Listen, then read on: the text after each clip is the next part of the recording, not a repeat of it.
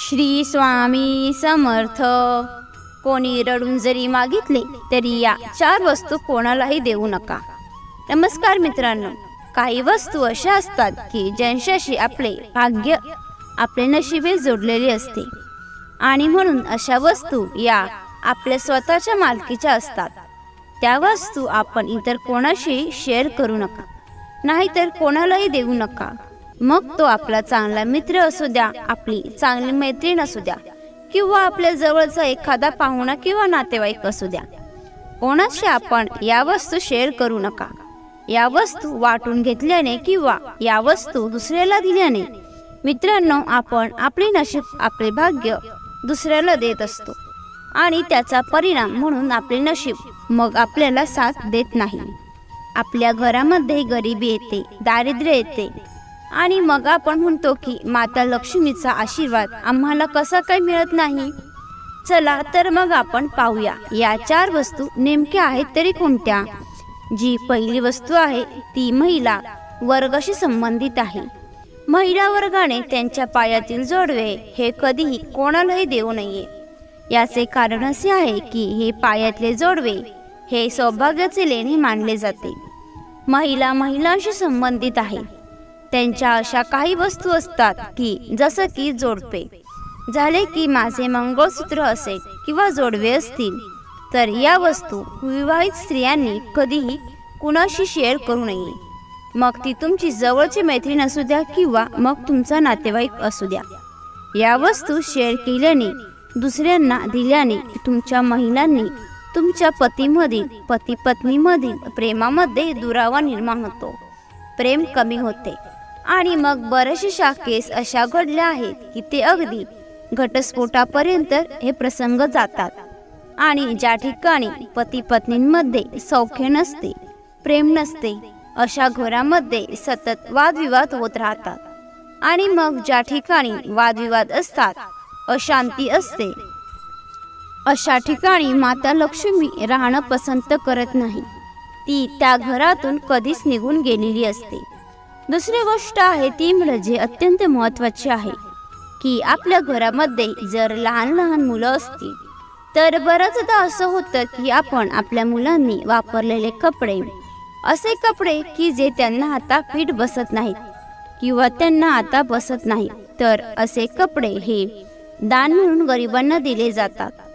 तर लक्षात घ्या की आपलं मूल जोपर्यंत 9 वर्षाचं किंवा 11 वर्षाचं होत नाही तोपर्यंत त्याचे कपडे कुणालाही देऊ नका।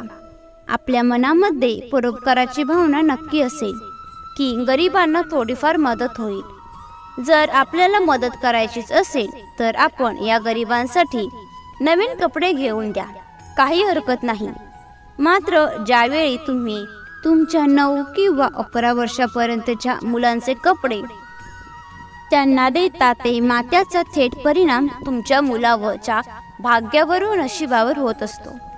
तुम्ही पाहिलं असेल की ज्यावेळी तुम्ही अशा प्रकारे कपडे दान म्हणून देता, काही दिवसातच तुमचा मूल आजारी पडतं, तुमची मुलगी रडू लागते, ते स्वस्थ राहत नाही। याचं कारण तेच आहे आणि म्हणून आपल्या मुलाच्या भाग्याशी तुम्ही असा खेळ करू नका। पुढची अत्यंत महत्त्वाची गोष्ट म्हणजे आपण आपल्या घरामध्ये जो झाडू वापरतो तो आपण चुकूनही कोणालाही थोड्या वेळासाठी सुद्धा देऊ नका। बरंचदा असं होतं की शेजारी किंवा आपले जे इतर लोक असतात की ते आपल्या घरातील झाडू मागतात थोड्या वेळासाठी। तर लक्षात घ्या, झाडू हा लक्ष्मी स्वरूप आहे, म्हणजे झाडूमध्ये प्रत्यक्ष माता लक्ष्मीचा वास असतो। तुम्ही पाहिलं असेल की भारतीय धर्म परंपरेमध्ये बरेचसे असे सण आहेत की त्यावेळी आपण या झाडूची पूजा करतो। त्याचं कारण तेच आहे की या झाडूमध्ये प्रत्यक्ष माता लक्ष्मीचा वास्तव्य असतं।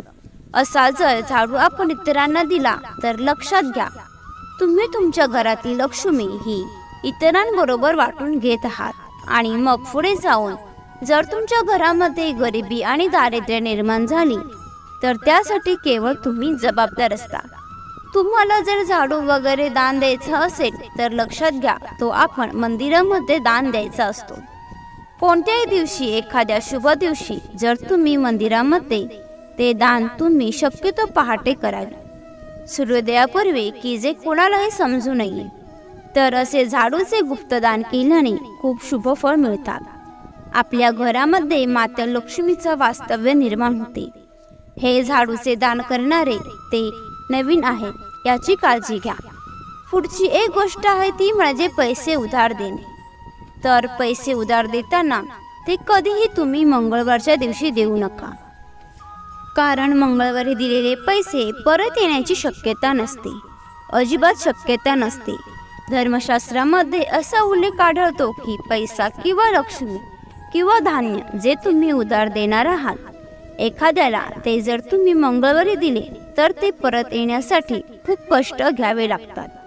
खूप प्रयत्न करून आणि खूप उशिरा हे पैसे आपल्याला परत मिळतात. आणि म्हणून मंगळवारी पैसे कधीही कोणालाही उसने देऊ नका, उधार देऊ नका. पुढची जी गोष्ट आहे ती म्हणजे तुम्ही दुसऱ्याला कपडे दान म्हणून देताना तेव्हा हे कपडे साफसुथरे करून, म्हणजे अगदी स्वच्छ धुवून ते कपडे आपण दान म्हणून द्यायला हवे.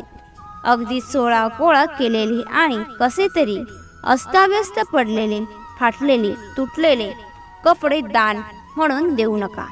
अशामुळे आपल्याला पुण्य लाभणार नाही, पण आपल्या भाग्यामध्ये मोठी कसर ही निर्माण होऊ शकते.